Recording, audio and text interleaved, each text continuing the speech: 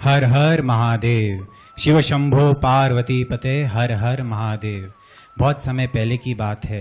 एक गांव में एक गरीब किसान रहता था। उसका नाम था भोला। वह भगवान सदाशिव का परम उपासक था और नित्य निरंतर भगवान भोलेनाथ की पूजा करता था। पर कई सालों से उसके खेत में बारिश नहीं हुई। उसी के कारण उसका खेत पूरा सूखा पड़ गया था।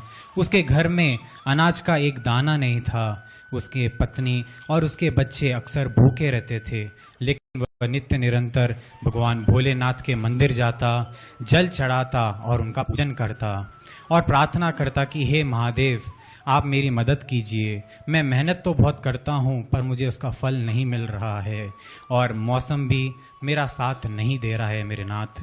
तब भगवान सदाशिव को ये प्रार्थना करते समय उसके गांव वाले उसका मजाक बनाते थे, चिढ़कर उसको बोलते थे कि सिर्फ पूजा करने से फल नहीं मिलता है। तब फिर भी भोले का विश्वास अड़िग था। एक दिन वो अत्यंत दुखी होकर अपने खेत में जाकर बैठा और रोने लगा और उसी क्षण एक संत महात्मा वहां पधारे थे।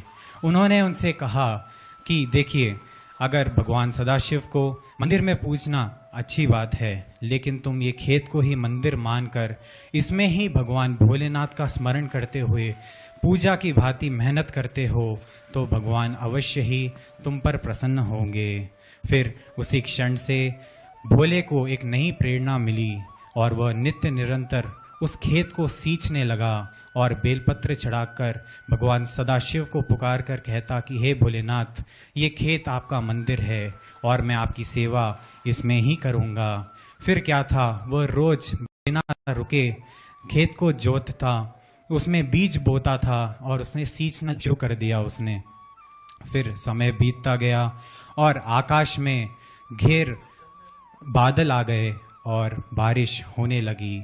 उस खेत में हरियाली पुनः लौट आई और भगवान सदाशिव की कृपा से खूब अन्न आया था। फिर उसके घर में सुख, शांति, समृद्धि पुनः लौट आई। गांव वालों को उनकी भूल का एहसास हुआ। वे भोले से माफ़ी मांगने लगे। तब भोला कहता है कि भगवान सदाशिव मंदिर में नहीं, हमारे काम, हमारे मेहनत और हमारे पूर्ण समर्पण पे बसते हैं। भगवान सदाशिव की कृपा प्राप्त करें। इस प्रसंग से हमें ये सीखने को मिलता है कि भगवान सदाशिव की कृपा शीघ्र से प्रसन्न होते हैं भगवान भोलेनाथ। हमें इस पावन सावन मास में भगवान सदाशिव का रुद्राभिषेक अवश्य करना चाहिए। दूध, दही, पंचामृतों सहित भगवान का पूजन अर्चन अवश्य ही करना चाहिए तथा भगवान सदाशिव का पंचाक्षर मंत्र ओम नमः शिवाय, ये मंत्र का उच्चारण अवश्य करना चाहिए। भगवान शिव की लीलाओं का गान, स्मरण, कीर्तन करते हुए भगवान भोलेनाथ को रिझाएं और आइए हम आप सब मिलकर भगवान सदाशिव का ये रुद्राक्ष से निर्मित शिवलिंग का अभिषेक करें और पंचाक्षर मंत्र का उच्चारण करते हुए रुद्राभिषेक प्रारंभ करें। अब मैं पूज्य पिताजी से यह निवेदन करता हूँ कि वे भक्तजनों को संबोधित करें। हर हर महादेव।